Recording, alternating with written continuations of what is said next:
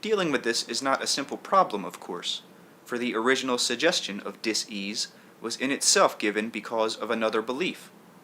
Using formal hypnosis, and in the West, you may regress and discover where the suggestion was first given you. If you and your hypnotist believe in reincarnation, the source may be discovered in another life. In either case, if the therapy is effective, you may give up your symptoms if both you and the hypnotist implicitly believe in the situation and framework of those convictions. But behind that, there is far more, for if you do not believe in your own worth as a human being, then you will simply get other systems that have to be removed in the same manner, using other quote-unquote past events as the excuse for the condition, if you are lucky. If you are not so lucky and your illness happens to involve your inner organs, then you may end up sacrificing one after another. All of this can be avoided through the realization that your point of power is in the present, as stated earlier. Not only do you operate within your own personal beliefs, of course, but within a mass system to which you subscribe to one degree or another. Within that organization, medical insurance becomes a necessity for most of you, so I am not suggesting that you drop it. Nevertheless, let us look more closely at the situation. You are paying in advance for illness that you are certain will come your way. You are making all preparations in the present for a future of illness.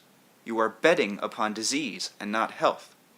This is the worst kind of natural hypnosis, and yet within your system, insurance is indeed a necessity because the belief in illness so pervades your mental atmosphere. Many become ill only after taking out such quote-unquote insurance, and for those, the act itself symbolically represents an acceptance of disease. Even more unfortunate are the special policies for the elderly that detail in advance all of the stereotyped and distorted concepts about health and age. There is a great correlation between the kind of policies that people take out and the illnesses that they then fall prey to. Even more disadvantageous are the suggestions given with the best of purposes in mind concerning specific health areas dealing with prevention. There are two in particular that I would like to mention here. One is the cancer drive literature and television quote-unquote public service announcements in which the 7 danger signals of cancer are given. Unfortunately, again, within the framework of your beliefs, this also becomes almost a necessity for many, especially for those who, because of previous experience of one kind or another with the disease, are almost irrational in their fear of it. The literature and announcements act as strong negative suggestions, following the nature of natural hypnosis, as a conditioning process, you see, where you are looking for specific symptoms and examining your body under the impetus of fear. To those already conditioned in such a manner, such procedures can cause cancers that would not otherwise occur. This does not mean that those individuals might not come down with another disease instead, but it does mean that the belief in disease is patterned and focused to particular symptoms by such methods.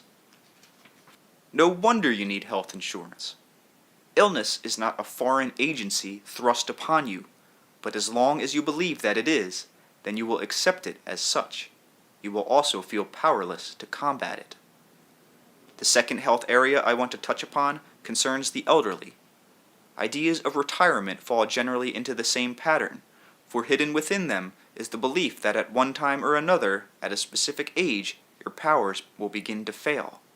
These ideas are usually accepted by young and old alike.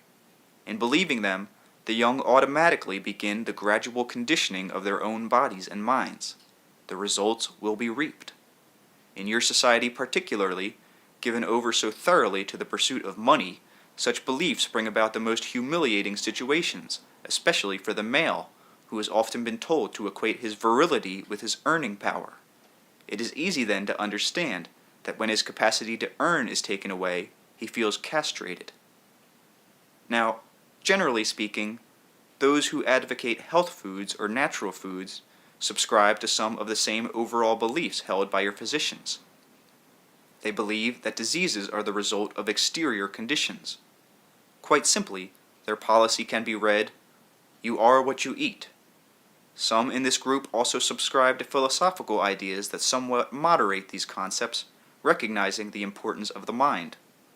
Often, though, some strong suggestions of a very negative character are given, so that all foods except certain accepted ones are seen as bad for the body and the cause of diseases. People become afraid of the food they eat, and the field of eating then becomes the arena. Moral values become attached to food, with some seen as good and some as bad. Symptoms appear, and are quite directly considered to be the natural result of ingesting foods on the forbidden list. In this system, at least, the body is not insulted with a bewildering assortment of drugs for therapy. It may, however, be starved of very needed nourishment. Beyond that, the whole problem of health and illness becomes simplistically applied, and here food is scrutinized. You are what you think, not what you eat, and to a large extent, what you think about what you eat is far more important. What you think about your body, health, and illness will determine how your food is used and how the chemistry handles fats, for instance, or carbohydrates. Your attitudes in preparing meals are highly important. Physically, it is true, but again, generally speaking, that your body needs certain nourishments. But within that pattern, there is great leeway, and the organism itself has the amazing capacity to make use of substitutes and alternatives. The best diet in the world, by anyone's standards, will not keep you healthy if you have a belief in illness.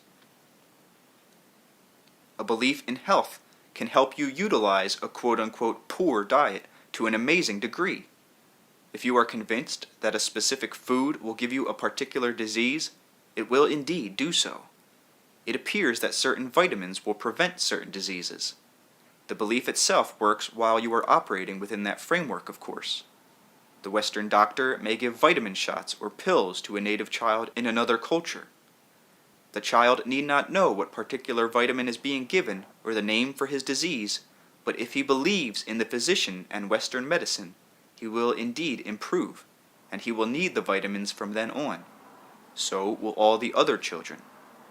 Again, I am not saying, do not give vitamins to children, for within your framework this becomes nearly mandatory. You will find more vitamins to treat more diseases. As long as the system works, it will be accepted, but the trouble is that it is not working very well. If you are feeling poorly and happen to read an advertisement for vitamins or a book about them, and you are impressed, you will indeed benefit, at least for a while. Your belief will make them work for you, but if your insistence upon poor health persists, then the counter-suggestion represented by the vitamins will not be effective for long. The same applies to the quote-unquote public service announcements dealing with tobacco and drugs alike. The suggestion that smoking will give you cancer is far more dangerous than the physical effects of smoking, and can give cancer to people who might otherwise not be so affected. The well-meaning announcements pertaining to heroin, marijuana, and acid can also be damaging, in that they structure in advance any experience that people who take drugs might have. On the one hand, you have a culture that publicly points out as common the often exaggerated dangers that can occur with drugs, and on the other holds out drugs as a method of therapy. Here, the dangers become something like initiation rites, in which loss of life must be faced before full acceptance into the community can be established.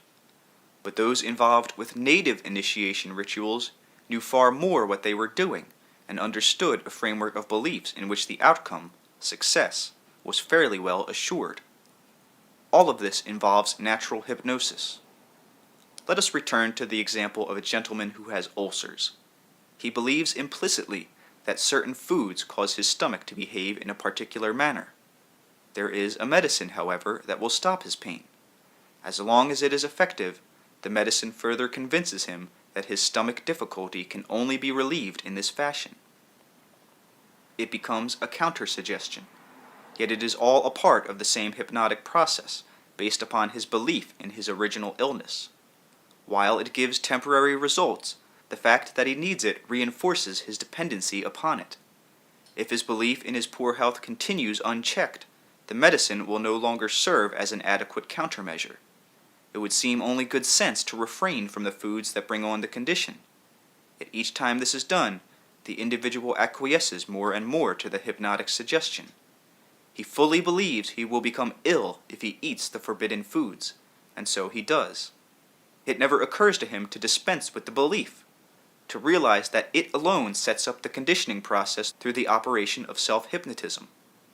The point of power is in the present.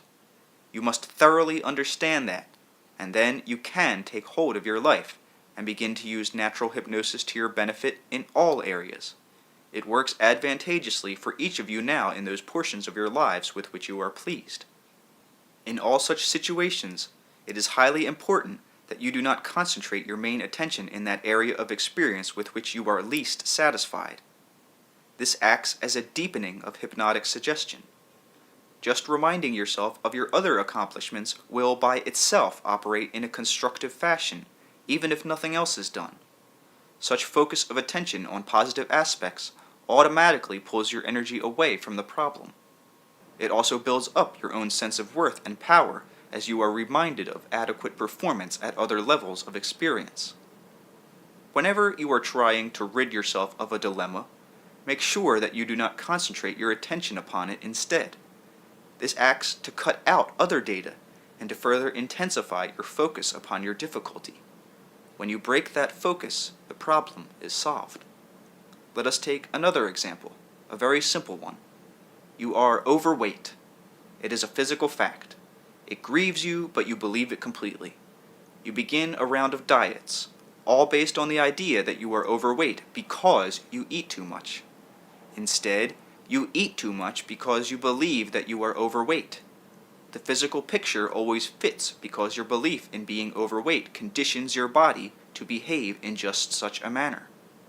In the oddest fashion, then, your diets simply reinforce the condition, since you diet because you believe so deeply in your overweight condition. Until you change your belief, you will continue to utilize your food in the same fashion, and to overeat. Momentary gains will not last. Your entire behavior pattern operates according to the strong hypnotic suggestions given, and then, of course, your appearance and experience always reinforce your belief. You must, therefore, willingly suspend that belief. Using the exercises given in this chapter, you must make a conscious effort to insert a different belief, employ natural hypnosis in this new way. If you realize your own worth after reading this book, then that realization in the present can negate any past ideas of unworthiness that may have attracted you to the condition. The same applies if you are underweight, of course. You can eat a great deal for a while and only gain a few pounds, or find all kinds of excuses for not eating. You can be served the richest diet, yet gain no weight. You are not underweight because you do not eat enough food or utilize it properly. Instead, you do not eat enough because you believe that you are underweight. No amount of food will be sufficient until you alter your belief. The same procedures as just given for those who are overweight should be used. In each case, body conditioning is set up through natural hypnosis. Daily behavior and chemical functioning smoothly follow according to the belief. Ideas of worth are involved here also, and the point of power, as mentioned earlier. In any area, great clues can be received simply through paying more attention to the conscious thoughts that you have during the day, for each of them serve as minute suggestions, modifying your behavioral patterns and affecting bodily mechanisms. End of chapter.